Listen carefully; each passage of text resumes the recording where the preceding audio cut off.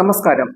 കൊച്ചി കലൂരിൽ പെൺകുട്ടികളെ ക്രൂരമായി ആക്രമിച്ച കേസിലെ മുഖ്യപ്രതി അക്ബർ അലിക്ക് സെക്സ് റാക്കറ്റുമായി ബന്ധമെന്ന് സൂചന. ഇയാൾ ഇപ്പോഴും ഒളിവിലാണ്. എവിടെയാണ് എന്ന കാര്യത്തിൽ ഇപ്പോഴും വ്യക്തതയുമില്ല. ഇയാൾക്കായി പോലീസ് അന്വേഷണം ഊർജിതമാക്കിയിട്ടുണ്ട്. കലൂർ ലിബർട്ടി ലൈനിൽ ഹൈലാൻഡ് ലോഡ്ജ് നടത്തുന്ന അക്ബറുടെ കൂട്ടാളികൾ ഇപ്പോൾ പോലീസ് കസ്റ്റഡിയിലുണ്ട്. അക്ബറിനെതിരെ നേരത്തെയും കേസുകളുണ്ട്. ഈ ലോഡ്ജുമായി ബന്ധപ്പെട്ടുള്ള സെക്സ് റാക്കറ്റ് വിവരങ്ങളാണ് പോലീസ് ഇപ്പോൾ അന്വേഷിക്കുന്നത്.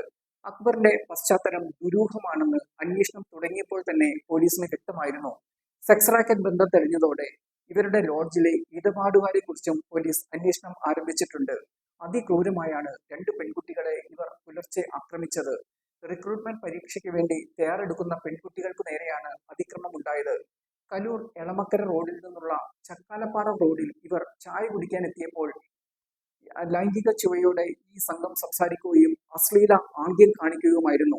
ഇവർക്കൊപ്പം ഉണ്ടായിരുന്ന സ്ത്രീകളാണ് പെൺകുട്ടികളോട് യുവാക്കൾ എന്തോ പറയുന്നുണ്ടെന്നും അത് നോക്കാൻ പറയുകയും ചെയ്തത്. ഇതോടെ യുവാക്കളെ ശ്രദ്ധിച്ചതോടെയാണ് പെൺകുട്ടികൾക്ക് നേരെ ഇവർ അശ്ലീലം ആംഗ്യം കാണിച്ചത്.